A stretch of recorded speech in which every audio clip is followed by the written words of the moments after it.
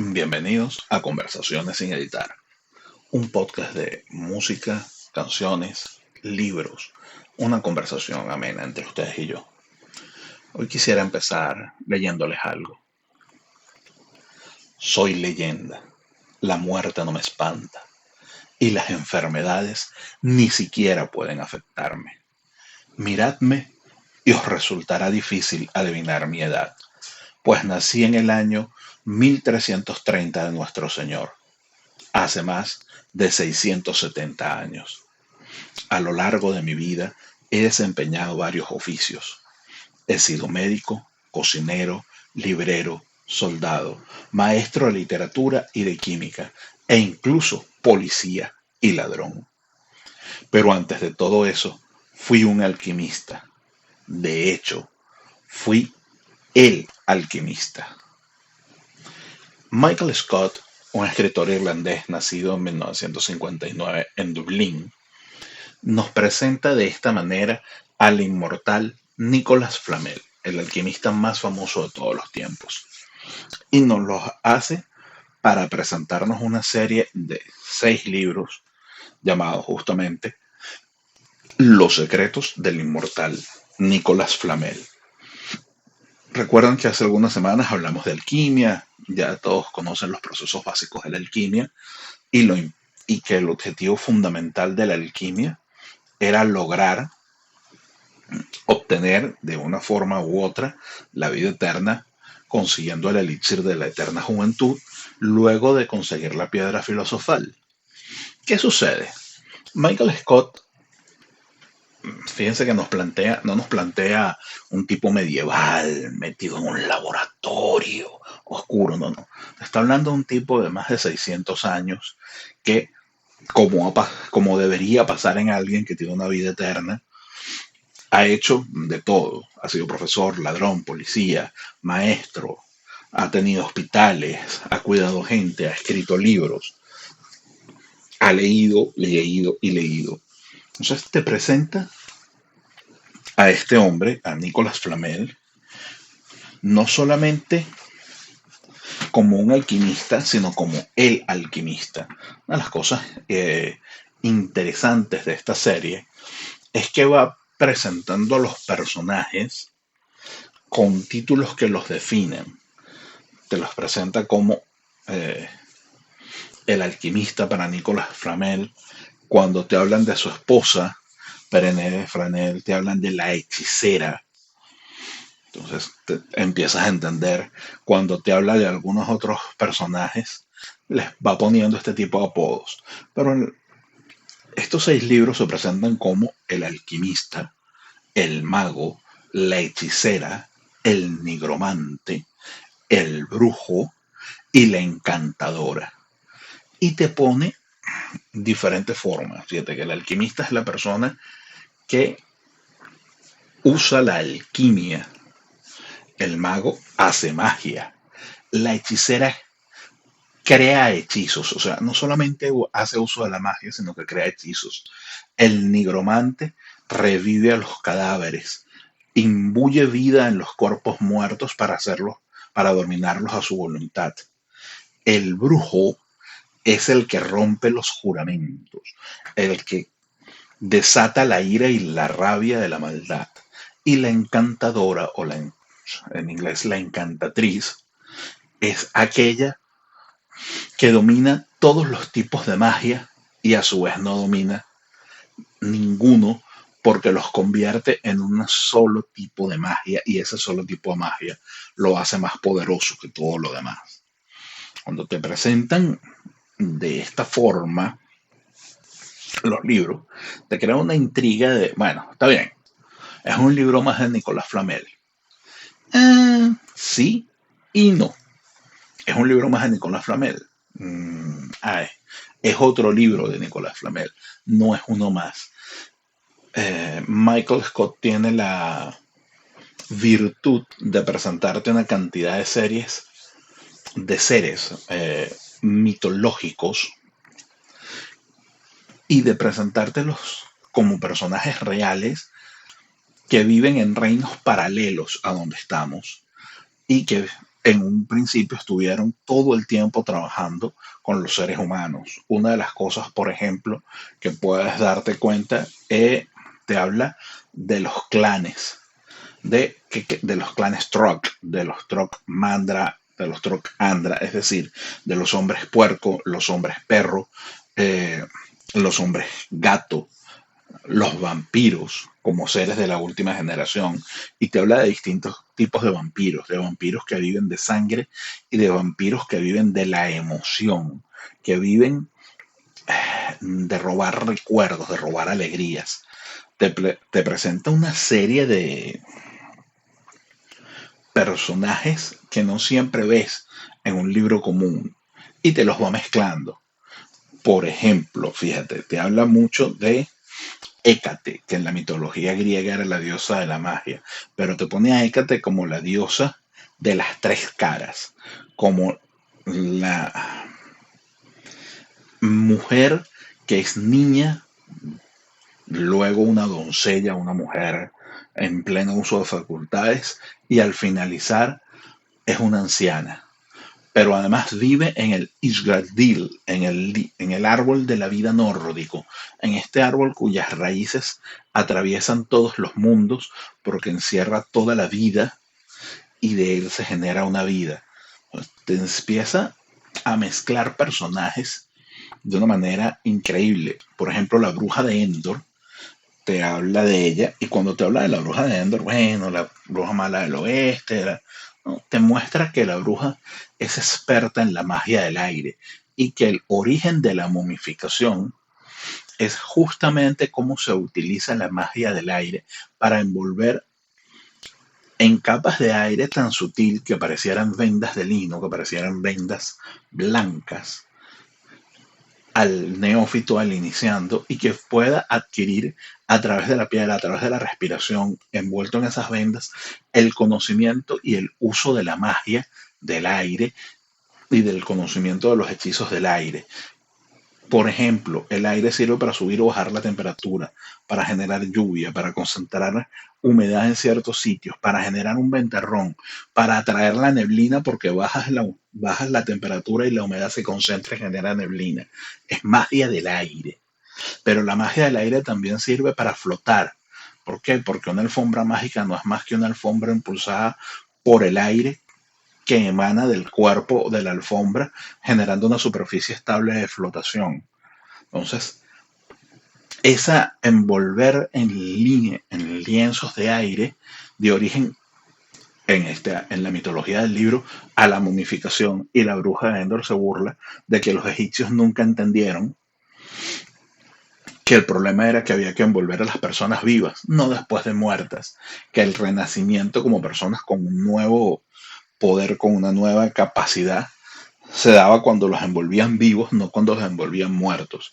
Entonces, esta forma de replantear las mitologías, de replantear la biografía de muchos personajes que se conocen, por ejemplo, te hablan de Prometeo, que se robó el fuego de los dioses, pero te hablan de Quetzalcóatl, la serpiente emplumada, que fue muy beneficioso en uno de los sitios, y en otras culturas te lo plantea como un Loki, como un manipulador, como una deidad de engaño, de mentiras.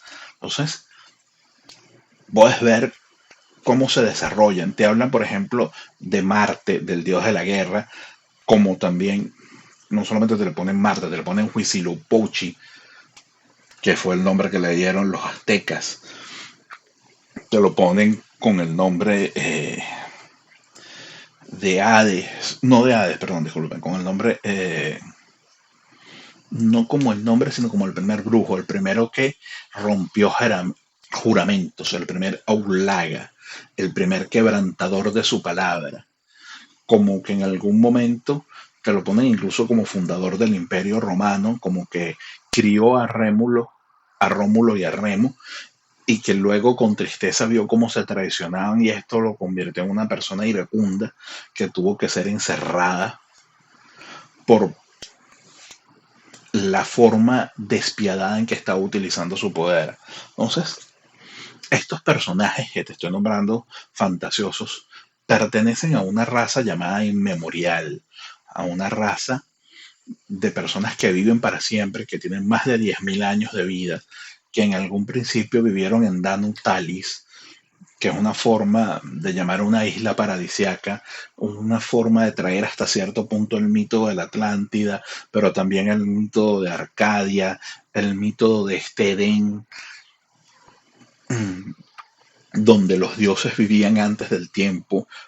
Te habla justamente de eso, de un tiempo antes del tiempo, donde no había historia, donde los seres humanos estaban todo el tiempo evolucionando a partir de la guía de estos dioses, y que cuando se destruye Danu Talis o se derrumba esta Atlántida, se riega la humanidad por el mundo y estos dioses van guiando, o estos inmemoriales, van guiando a la humanidad, algunos buenos, algunos malos, algunos los guían para obtener más poder y seguir siendo adorados.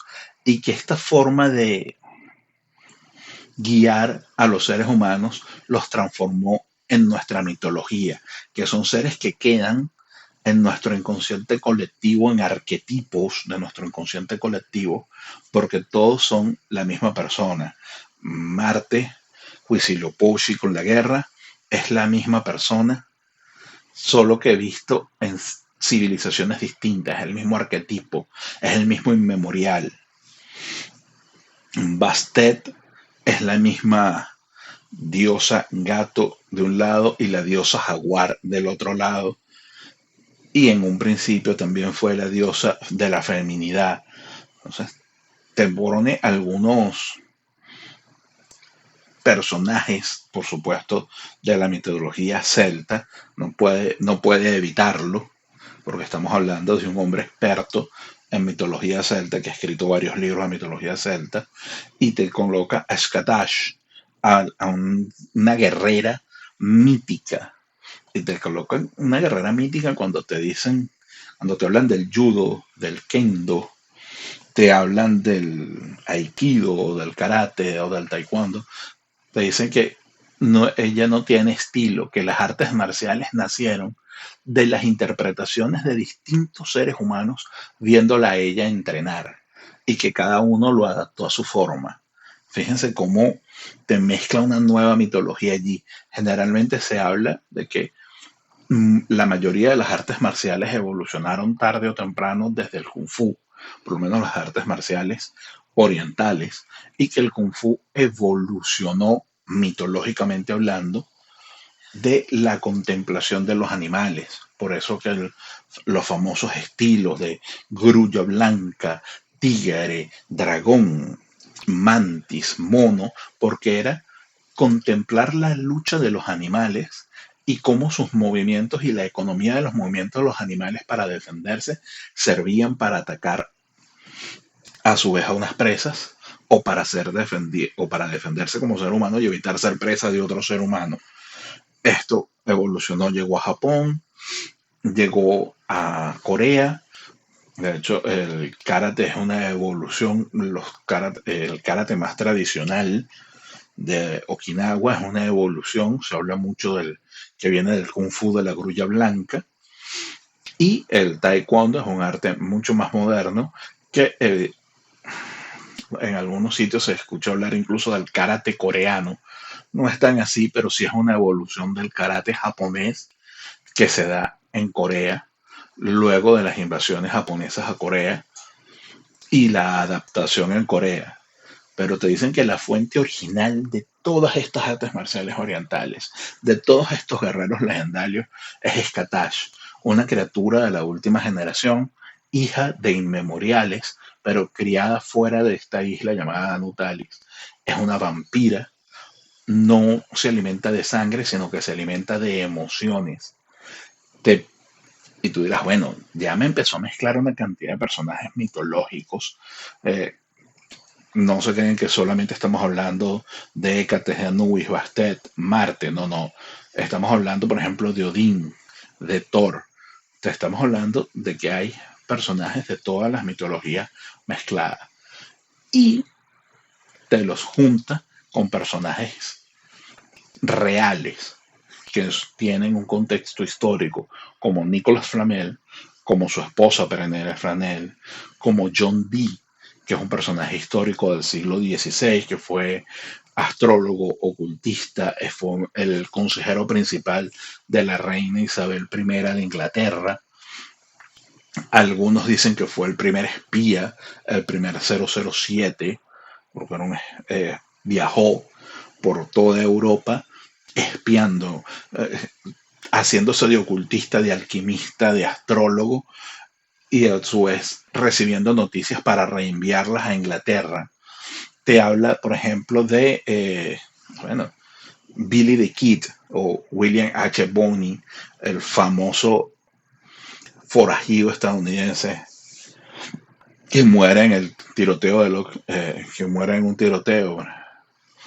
Entonces, tiene esta cantidad de gente mezclada. Te habla, por ejemplo, del conde de Saint Germain, te habla de Nicolás Maquiavelo, filósofo y político italiano, autor del Príncipe, el hombre que dijo que el fin justifica los medios, que es bueno ser amado, pero es mejor ser temido, porque al amado se lo idolatra, al temido se le obedece. Entonces, esta mezcla de personajes le permite a Scott durante 6 libros desarrollarte conceptos como la inmortalidad, conceptos como el uso y la pureza del aura, cómo cada persona tiene una firma en el aura, no solamente a nivel lumínico, como este campo electromagnético que rodea el cuerpo, sino que ese campo tiene un color y ese color al reaccionar genera un aroma particular. Dos auras blancas no huelen igual, dos auras plateadas no huelen igual, dos auras doradas no huelen igual.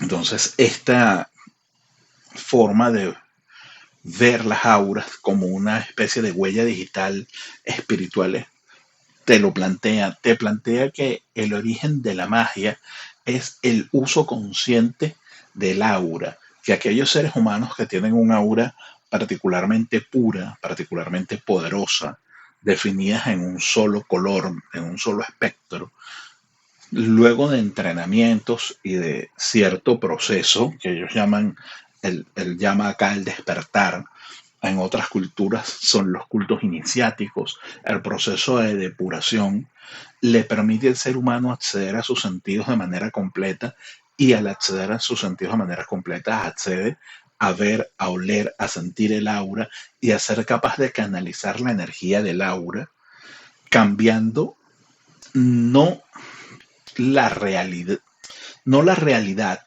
sino simplemente el aura es una fuerza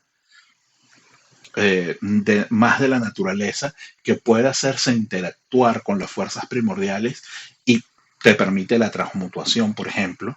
Cuando inyectas aura, eres capaz de cambiar el valor energético de los electrones o de los neutrones y desplazarlos en el átomo para transformar un material en otro, o te permite entrar en el control de los átomos de agua y generar un torbellino, generar lluvia, o te permite entrar en el movimiento de las moléculas y acelerarlas de tal forma que generen calor y se cree el fuego, se crea un incendio.